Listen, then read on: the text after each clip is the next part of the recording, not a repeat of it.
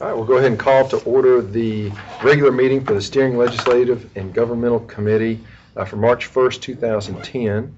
First item on the agenda is the approval of some minutes from our last meeting of February. Call our Vice Chair, Adam Coggin. Mr. Chairman, I move for their approval. Second. I have a motion and a second. Any further discussion? All in favor say aye. Aye. Any opposed?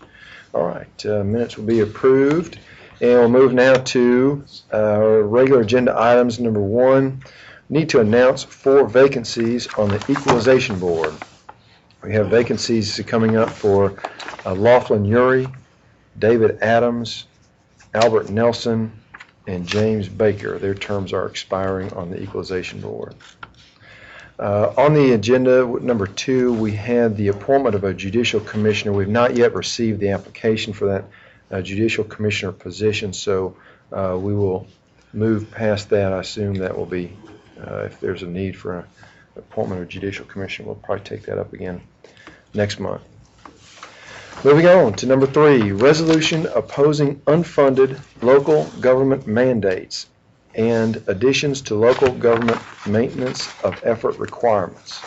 Mayor, I believe this came out of your office, and if you come up here and join us, and we'll go ahead and take that up.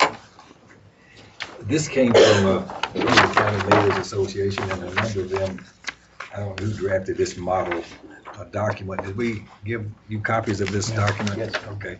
But you can see it's a fairly generic thing that we've talked about many, many times is with respect to the General Assembly doing things that require us to fund them, and we don't have the ability to do that. So it's just an effort to send a message from as many of the county governments as we can that we don't want this to happen, and we'd like for them to listen and not to impose any increased expenditure requirements on the counties. So that's where we are, and it's just a generic kind of document that's been prepared for use by any county that wants to participate. We kind of told them that night we met with them, and so we worried, but this is sent it to them in writing. Yes. Basically. And a few other counties have already done it, but not every one of them, certainly. Mayor, any recent, like the last few years, examples of type of mandates that we're talking about? Well, let's see, you guys may be better served on that than me. We just got through the exams for the mental exams that Well, we we have required. mental evaluations out of General Sessions Court. They're going to be charging out of the TBI instead of them paying for a lot of these services and tests and reviews that they make with respect to our law enforcement. They're going to push that back to our sheriff's departments and police departments, and et cetera. Any number of them, of course, but I mean, I don't think of too many more of them. I guess it wasn't a direct unfunded mandate, so to speak, but the exemptions from the wheel tax resulted in a net loss of revenue to the county. That's certainly you can say that fits into that category. So this county here, whoever Jimmy Harris is. Madison County. Madison. Was that Madison or Meigs County? I'm not sure. So quite a few counties have already went on with this. The one there have been several that email back to the Yeah, it's Madison. association. This one I have is more generic. It's taken out that particular county. I think what you got was the one they actually did. Okay. Because I don't know whether. So move, Mr. Chairman. Second. Like I said, we've said this, but this kind of puts it in writing, so, and if other counties go along and see fit to do this, then we'll go with force instead of just one. All right, we have a motion and a second. Further discussion. Commissioner Yes, sir, Jordan. thank you, Mr. Chairman. What is the point of numbering these at the end? I'm glad they did, it's fine, I'm just,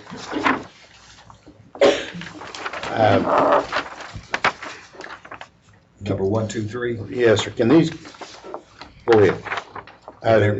This is just Doesn't mean this anything. is just what came down the generic form, and I've not done anything to try to clean it up in that respect at all. It doesn't mean anything, except I guess that was just their point of emphasis. These are the 3 main points they wanted to send down there. That could have been just paragraphs Right, okay. without a number on them. It's, the third one's the one that I have a problem with maintenance of effort. And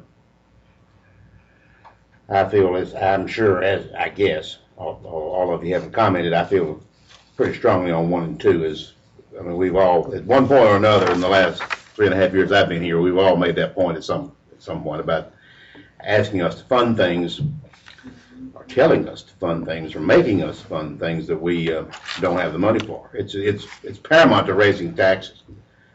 We have to either drop some services, or we have to fund that item, one or the other. But the third one is not it's not the same, and everything that you all have said so far, and rightly so, has been about the unfunded mandates. But the maintenance of effort is a different thing. And I'd like to at least get some discussion on maintenance of effort. What's the matter with maintenance of effort? Well, there's nothing wrong with maintenance of effort. If you read that, they don't want the state to do anything that would increase the requirement beyond the maintenance of effort law that's and mechanism that's already in place. That's all this is. We have to maintain effort. That's not, they're not suggesting that we change that. Pass no laws that would increase above the current levels any maintenance of local funding. So it's simply saying, yes, whatever we do, we're going to have to spend it at least as much this next year as we did the previous year. But in the event that the state would try to increase the maintenance of effort level, threshold, for whatever independent purpose, they're suggesting they don't support this. And the maintenance of effort is for our local funding The piece dollars of our local that funding, we right, actually do. on the operations piece of Right. it, general purpose school budget. You see why that troubles me? If it's, and I'm even in agreement with that That part of it. next year as opposed to this year. That we show the same maintenance of effort next year and no increase as we have shown this year. I've got no problem with that. No, that will keep increasing our maintenance of effort. But what this is I mean, saying, if I understand correctly, that they don't do anything else for us to increase the formula of maintenance of effort compared to what we're already doing. That's still going to increase as our budget increases. We're still going to have a maintenance of effort increase. In every year, Every we year. increase our Yes. base operating cost of the schools and improve that budget. But the not- maintenance of effort goes up to that point. Right. If we make that happen, that's the choice of the. I didn't read it that way. But don't bring on more burden Understood. of more maintenance of effort than what we're already doing. I understood that, absolutely. And I think that's what line 3 Yeah. is basically stating, is what I'm understanding. Pass no laws that would increase above current levels any maintenance of local funding requirements. It doesn't give a time, doesn't say 1 year or 10 years, but you're telling me that could increase, It would does. increase. It will increase if we pass a budget here next Okay. school year that increases our local contribution to the BEP funding process. That raises our level of maintenance of effort to that number. Okay. Every year we do that, it does that. I appreciate both of you addressing Yeah, that. Thank yeah. you. All right. We have a motion and a second. Is there any further discussion? If not, all in favor say aye. Aye. Any opposed? All right, we will forward that resolution on then to the full commission for positive recommendation. All right, moving on now to any other business. Before we, I know we do have some other business. Before we get to that, we have some folks here tonight that are with Leadership Rutherford, and as part of Leadership Rutherford, I think there's a great program administered through the Chamber of Commerce, but that as part of that program, which lasts, I think, about 9 months, the participants attend various governmental functions and meetings and that sort of thing. So we're pleased to welcome tonight Michelle Pauley, Nancy Kelly, and Justin Carter. We sure are glad to have you all here. I think you find, if you haven't already, Leadership Rutherford be a very rewarding experience and very educational for you too. Great. Thank you very much. And we don't sign their cards until the end of the meeting, right? We're going to this agenda. They picked a perfect meeting to attend. I picked a good short meeting this one. Yeah. All right. I know we also have another item of business, and that is Ms. Sonia Stevenson, our Human Resources Director, as a budget, the proposed budget that she'd like to present to us tonight. Well,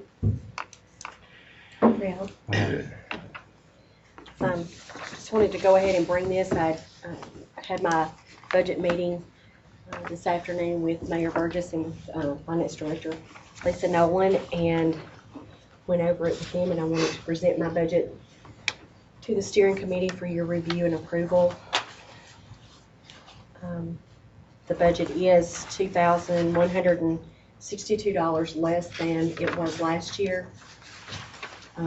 There were a couple of items that increased. For the incidentals other than salaries, it went up $425, and mainly that was for the in-service training.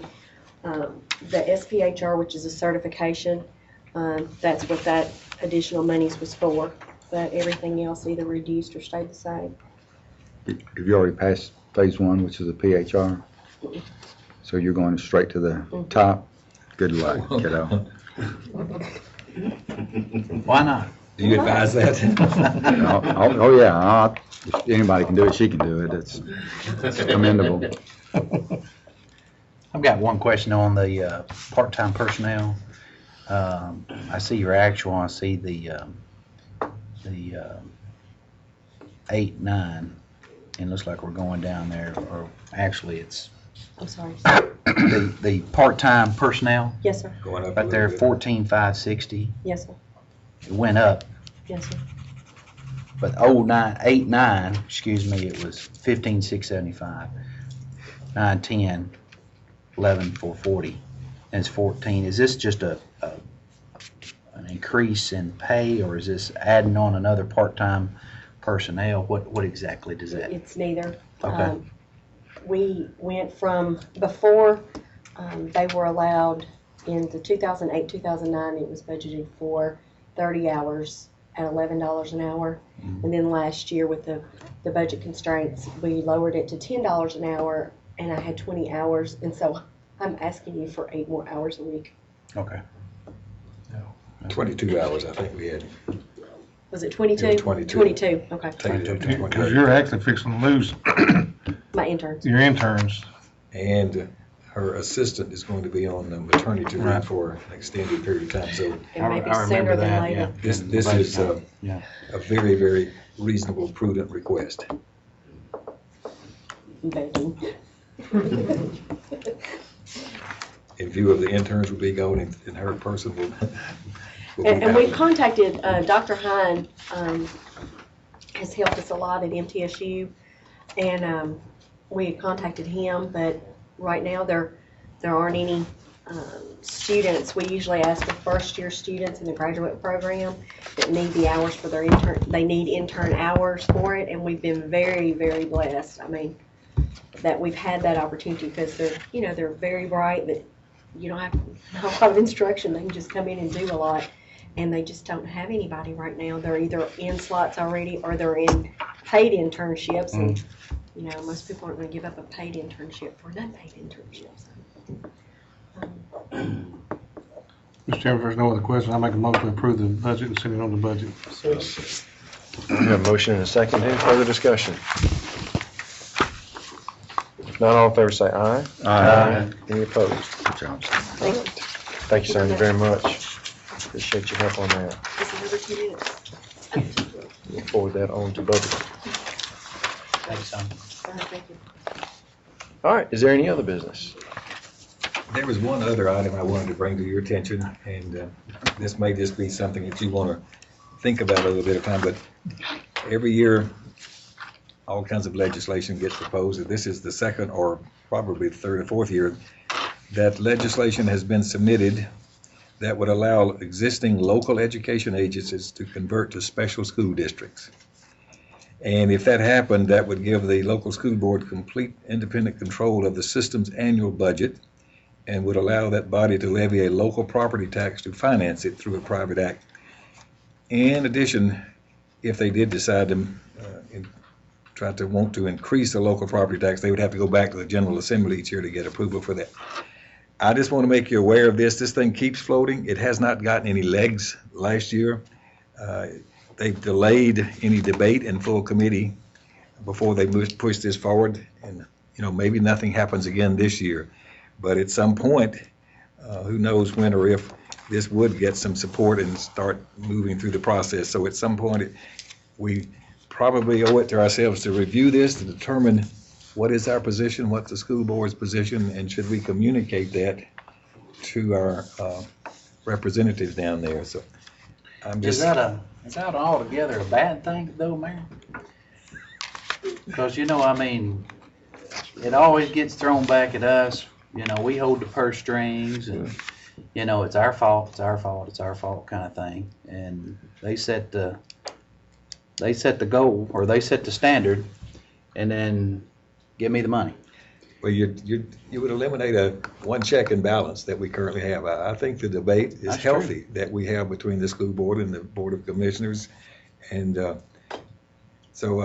yes, it would take that decision-making ability away from the Board of Commissioners, and it would make your life maybe easier, but I think it's not necessarily the best, most healthy environment to have a good discussion about the property taxes, et cetera, that our citizens have to pay. And full well, from time to time, we've have the opportunity, the way it is now, to adjust some things around. The capital cost, we took part of that out, we put that into maintenance. So the flexibility that we have with our debt service fund and with our maintenance fund and other county general things, these things sort of play together as well. Mm-hmm. So you would lose some of that flexibility even there.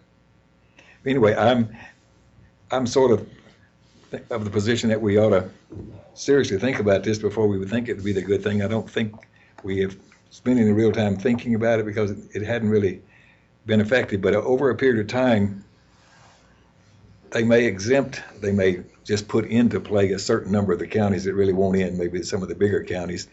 But I think it could affect us ultimately, so we ought to have a beginning thought process on where we want to go with this. Going back a long, long way, excuse me, Steve, going back a long, long way, at my age, everything is 5, 10, or 15 years, it's not 6 or 7 or 8. So 10 years ago plus, there was some discussion on this. Steve, you probably remember it, and the discussion really went nowhere. The Board of Education had no interest in pursuing that, and once again, they like to concentrate solely on the business of education and not on taxation and those types of things. And the citizens began to give us feedback about, no, we like the check and balance system that's in place too, and like you guys kind of questioning and bird dogging that whole process. It's been a long time ago, and there appears to be something in this TCSA update that Mayor Burgess is referring to where at least one entity, someone's out there that's beginning to think it might be a good thing, and it may very well be a good thing, just as you said, in certain circumstances. Unless things have changed, I'm kind of the opinion that most of our citizens kind of like what they have. We've got an elected school board, we've got an elected county commission, and with all of that citizen input, the check and balance system is kind of in place. It's what we spend most of our time on, is their budget. And rightfully so. That's where 78, 79% of our tax dollars are going. And I think just from, once again, general public input, I don't think that they want it. Maybe some conversation with the school board would be in order, whether that takes place through the Health and Ed Committee or some other place with the mayor's office, to see if they have an opinion on this. But if we have an opinion that it might not be, we don't think it's a good idea coming out of Rutherford County, and the Board of Education doesn't think that it's a good idea, and they like what's going on, a simple joint resolution supporting that position, I think would go a long way. So maybe we ought to someone ought to bounce it off of the school board to see how they feel about this particular piece of legislation.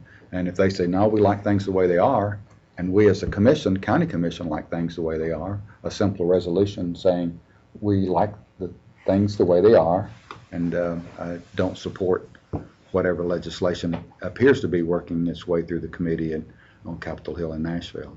I remember 91, 92, 93, somewhere in there, when the school board and the county commission wasn't getting along very well. And we were discussing building schools, which has been a major topic, a number of times through my history of being on the county commission. And I spoke up without thinking very through with this thought, as I do sometimes maybe, and said, well, I tell you what, let's just change the way the law is and let y'all, the school board, set the tax rate. And y'all build as many schools as you want. That way you're responsible for the tax rate that you set, and you're responsible to the taxpayers then one-on-one with how you spend.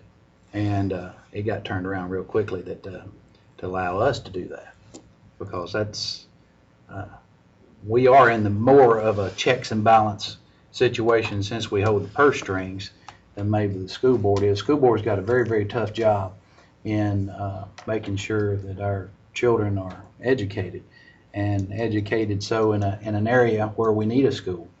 But it's worth a lot more conversation, I think, because I think you do have a great number out there that would probably like to see this happen. It's probably is a greater number, or even greater saying more people that may not want it to, but I think it's something that probably would bring good discussion. Commissioner Jordan. I think I pretty much agree with both y'all. It is sometimes, as we all know, very frustrating and painful and time-consuming. It's like giving birth to an elephant, to get something done. But I really like, and I've grown to really like and respect, the school board goes through all these discussions, which sometimes takes weeks or months, maybe years, and then it comes in most cases to health and ed, but not always. But and then it always goes to budget, and then it always goes to the commission, and the mayor sees it all the way through this process, and then the school board lets go of it. And although it is all those things I just mentioned, it's probably a pretty solid way. A lot of people get to look at it a lot of different ways, and a lot of different commissioners with different levels of experience and all over the county. I kind of like that. And I don't know what the school board would want to do now. I wouldn't speak for them at all, but you want to set the tax rate. It's easy to say you want to set the tax rate. It's easy to say, boy, I sure wish I could set that tax rate. Until, of course, you actually do have to set the tax rate, and then it becomes extremely difficult to do. I don't know if they would. I kind of agree with Commissioner Phillips in a way. I think they're more interested in concentrating on educating children, but I think we ought to ask them. I do too. And you mentioned health and ed, and I'd be glad. I don't think it's. Maybe it's appropriate for me to ask, but I think the mayor should be involved in this. If somebody wants to ask the director of schools to ask the school board and put it on their agenda, I really think it ought to be Mayor Burgess. I'd be glad to go in support as chairman of the health and ed, but whatever. I think it might be a pretty good scenario there, Mr. Chairman, if Mayor Burgess, along with Commissioner Jordan, he's the chairman of Health and Ed, but also serves on the steering committee, and it kind of covered two birds with one stone, and just cover with Superintendent Gill what we're reading here and get a reaction from them. Sure. And then they can report directly back to Health and Ed, which meets, is it next week? No, we've already met this month. It had to be March. Okay. And I think, well, I don't know if I can't speak for everybody else, but I'm pretty sure if one of us, if we're there, if we ask them or ask Mr. Gill, and he asks them, I don't imagine they're going to decide that the first time they get together and meet. It's going to be a while, I'd suggest. But I don't know. I'd say that. But in any event, we'd be happy to communicate with them, and get some feedback. And I'd like to find out also, is the state association, of school boards, are they really pushing this, or is it just I'd like to get a little bit more foundation on. Who's the what's sponsor of it? Well, I have a sponsor, but I don't know what that means. I don't know. Sometimes, Norris and Lawler. And last year, there were 2 or 3 different separate bills with different sponsors on the same issue. This year, I just see that one right now. Okay. Very interesting. I'm not sure that's proper, Mr. Chairman, but I don't know whether we need a motion or not, but for further discussion, I'd like to maybe move that Commissioner Jordan and Mayor Burgess approach our school superintendent, Harry Gill, about the pending legislation and get a reaction from the school board. Okay. That's fine. Second. Have a motion and a second. Further discussion? If not, all in favor say aye. Aye. Any opposed? All right, we'll do that. Let's see, which one do you want? This one? I have a copy of that. And, Really, that first page is all you need on that one. and Mayor, speaking of legislation, three months or so ago, the bottle bill came to the steering. I think we referred it to Public Works to look at, and maybe a recommendation back. Have they looked at the bottle bill? Have any idea maybe what's going on The there? Public Works has not taken any other affirmative discussion about it, no. Okay. The bottle bill it's pending. It hasn't had any hearings, I don't think, before committee, but it's maybe scheduled to have one before too long. They had a person to speak on that committee, I read in the minutes, on the bottle bill, but I don't remember. Well- They didn't decide anything. No, they didn't. So they just had someone from Recycle Rutherford. No, Well, no, the lady that's been promoting this bill for years came and spoke. that's it. That's it. Are they still considering it, or they're not going to do anything with it? They haven't, it doesn't appear that there's any real substantial interest to revive the discussion, but I don't know what the chairman's going to do with that. Seemed to be, there might be a couple of hiccups there with, if a independent person didn't do it or whatever, the county may be responsible for proceeding with it, funding it, doing it. So that's a big, Well, the redemption centers, the assumption is they would be handled by private individuals, and if there weren't enough redemption centers, somebody would have to put them in place. I mean, Right. it's not clear who would or or if the county would be responsible for it. So, I mean, that was one of the things they were looking at. Or going But to it try to looks find like out some that, answers on it that. does appear that that's sort of been rescheduled for a subcommittee hearing. Let's see, Becky got my first page, so I don't know. Well, let's see, it may be in this big.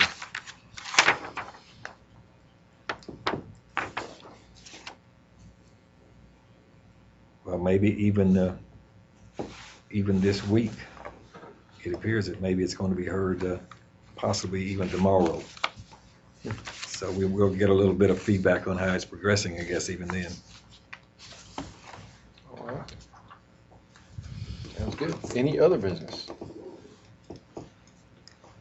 If not, we're adjourned. Thank you.